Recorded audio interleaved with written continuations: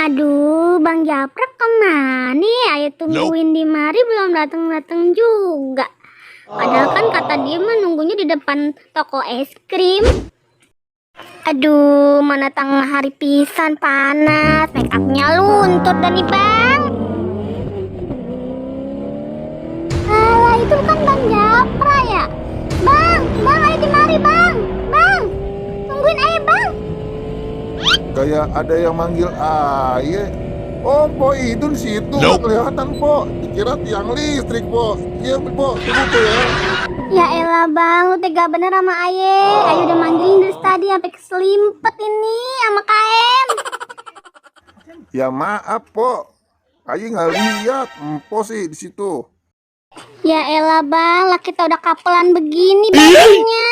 Yuk kita jalan, lama bener nih, mobil cakep banget. Punya siapa Bang?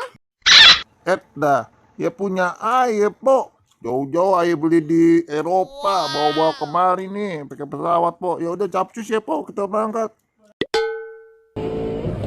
Wih, asik banget bud. Wih. Po, kita udah berada di Gelora Bung Karno nih, Po. Iya Bang, gedungnya gede bener. Bang Japra, kita udah nyampe di Bogor aja nih. Udah sore nih, badan Ayu udah pegel-pegel nih duduk mulu. Gimana kita pulang aja yuk Bang, udah malam Bang. Iya, Po. Ini juga bensin udah mau tiris nih, Po. Udah pulang aja, Po.